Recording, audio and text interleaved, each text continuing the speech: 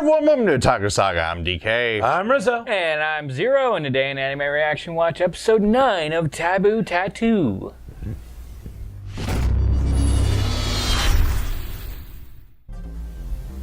If you want to check out our reaction to the 9th episode of Taboo Tattoo, hit that link in the description below. And be sure to give us feedback in the comments section because we love hearing from you. As always, if you like what you see, subscribe to Otaku Saga, and don't forget to like and share our videos. And thanks for watching. So, this episode of Taboo Tattoo. Get in the Animus! Before we really get going on the recap for this, if we can recap this, I just want to say it kind of reminded me of kind of like a series recap episode, like a clip show or something like that, where you know those episodes of shows where they recap what happened before just to fill in a time space. Yeah, usually under the guise of some like half-assed debriefing or whatever, some subordinate giving a report. That's kind of what this whole episode felt like, but we haven't seen any of this information before. So it was jam-packed with information, but the story was less than... How do I want to put it? For me, it wasn't like super interesting because the story wasn't very coherent. It's like it's just a dump of information of times, places, events, all that stuff. Yeah, that's all it was. Yeah. But so this episode recapped BB's infiltration of Brahman. Interestingly enough, we never actually got to see Ikta? No, wrong series. Wrong series. Segi. Too many series. I'm telling you. But interestingly enough, we never actually got to see Segi go into the Animus. Yeah. It was just one of those things, it was assumed like, okay, yeah, I got this machine to show you all of BB's memories, and then cut to the opening, and then right after the opening, we start off, BB is in the kingdom and fighting Cal. Yeah, basically he's having a little like sparring audition. There we go. He's having an audition in front of the princess. Interestingly enough, he actually it seemed like he was hoping to get signed up for the king. However, Varnya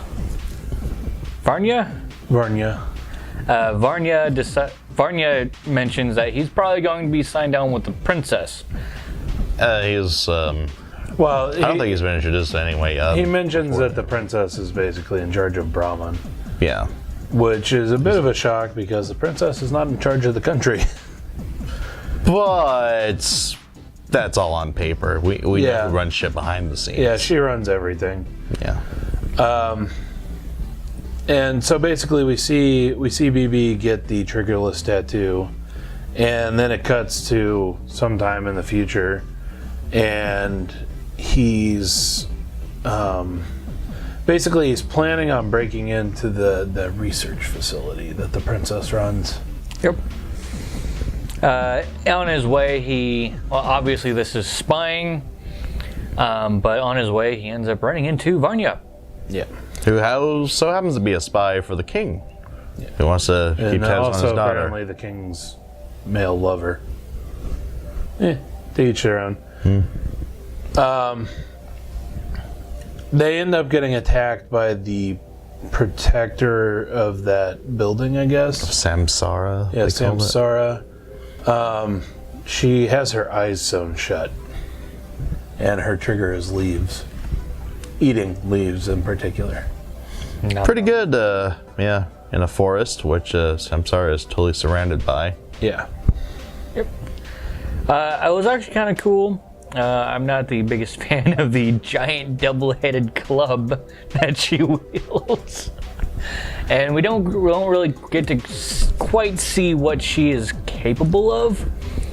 Let me just put it this way. This whole episode is not quite seeing what anybody actually does. Yeah. or is capable of, or It's just a collection of important flashbacks. I think that this whole episode should honestly be extended out to at least 2 or 3. A movie, an OVA, something. I say Maybe even longer, like 5 or 6, but, a long OVA series. well, I wouldn't say long, but Well, what, 5 or 6? You a said? 5 or 6 episode OVA series I Yeah. can totally see. That's what I meant now. It just, Yeah. I don't know, one episode was too little for this, I think. Agreed. There's too much info dumped. But after meeting Vanya and escaping the blind Samsara. Vanya brings him in front of the king and signs him up for the king to be a spy for him, while at the same time working for the princess. Yeah. So he's a triple agent. Yeah. The Some more time goes by. About what, a year and change? So he was with said- Brahman for a total of a year and a half. But towards the end of his tenure with them, him and Varnya end up breaking into the research facility. They defeat Samsara, and I think No, Samsara is the name of the facility. Ganesha, I believe, is the name of the whatever. Guardian chick. The protector details. of the research facility. I will stop using these names because I'm screwing all of them up. No. And I'm sure I will hear about this in the comment section. Love you guys. So anyway, I think that BB erased her tattoo. That's what it looked like. You saw it actually fade away from her tongue Yeah. for a few frames. which is interesting. Yeah. Which is, I think, what he did to Cal in the present time. Yep. But so they end up going underground, which the Voidmaker is an excellent tunneling tool. It's basically the creation tool in Minecraft. Yep. But so they end up tunneling underground, and they tunnel into a bedroom where they are greeted by a clone of the princess. Well, not exactly. A sister clone thingy, test tube baby. Best spy infiltration ever. Right? I mean, there you go. You train all your life for that moment, and Then you break into a room full of girls. And greeted yep. quite Greeted. happily, I As might add. greeted, Oh my, we have given a visitors. tour. Yeah. As it turns out, at least one of the sisters that they run into is more or less anti-Arya. Like she's against Arya. And I assume that Arya is the princess. Yes. Arya, yeah. Arya. So is we the actually princess. get a name for the princess. We actually got the name previously. Oh. Well, this time it's been. I just always refer to her as the princess because that's what most people refer to her as. This time I remember it. It's been beaten into my skull. Arya this, Arya that. Arya. Are you now? Anyway. That was bad. Yeah, that was bad. Are you going to do something about it? Anyway, so Commenters will. basically, they end up getting caught because Cal calls over to the sister, whose name I can't remember. And the sister's like, oh yeah, nothing's going on. And then one of the other sisters that the good sister had bondaged up Starts screaming, yeah, there's 2 guys in here and they're screwing everything. No, there's 2 perverts in here, and they're screwing everything. Wow! This was one of those bits of kind of offbeat humor that this series has. I enjoyed it. Offbeat, that's out of left field. But Well, I thoroughly enjoyed the fact that the sister was like, okay, bondage wraps. Literally straight out of a Kingster. That was hilarious. Yeah.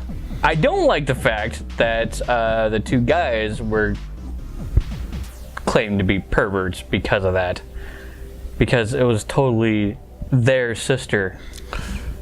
Yeah, but they did break into their home.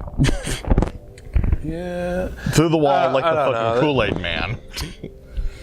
Anyway, Oh, yeah. so they basically get the whole thing explained to them that Arya is not a traditional human. She was definitely a test tube baby. And reveals the horrible things that the king did in order to create Arya for the sole purpose of connecting with the ruins so that they could get the tattoos or learn more about the tattoos. So now that does bring up an interesting question. Is Arya the only one who can actually manipulate the crystals? That is a good question. That's a good question. Because so far, we haven't seen anybody else do it. And if she's made for that purpose, then this whole fight against the kingdom, unless you kill Arya, is pointless, Yeah. more or less. Because it's not like the U.S. can gain these abilities. Yeah, Because they don't have, at least it's not shown, they're not shown to have someone who can tap into the potential of the ruins. Yeah. The best they can do are knockoffs that Professor Wiseman makes. So, But as we... I'm not necessarily sure about that either, because Seigi's tattoo is a real tattoo. Izzy's tattoo is a real tattoo. I think most of the named operatives from that failed, stupid, fucking dumbass operation were people who have real tattoos, except for Tom, of course. But that's because he was needed to introduce the idea of the copied tattoos. Anyway, so both BB and Varnya basically get caught. They get outed. So the princess knows that they're double agents or triple agents, however the case may be. And they attempt to escape, and Varnya gets a mortal wound. Probably from Cal. no, that was from Cal. Yeah, it definitely looked like something Cal did. I'm not quite sure how. Like, Yeah, they were running through a tunnel, and then all of a sudden Varnya gets sliced through his chest. so I'm kind of curious if Cal just like looked down the tunnel and was like, without even running down the tunnel, because what happens next is BB catches Varnya and then starts making a brand new tunnel that's directly to the castle where the king is, and nothing actually happens. Yeah, he just escapes to where the king is and takes Varnya's body with him. And after this, they have a bit of a conversation. BB basically telling the king that this is all your fault and you're fucked up. The king then decides to get BB out of the country by opening up a completely hidden underground train station that leads directly out of the country. Straight out of You Only Live Twice, by the way. Yeah. Convenient. But yeah, so that's how BB ended up escaping the kingdom. Well, it wasn't a clean escape. Brahmin was right on top of him when he was about to board the ship. Just saw in the end there. Yep. Yeah, he ended up having to escape Brahman, and we ended up with a, reboot-esque game over cube thingy.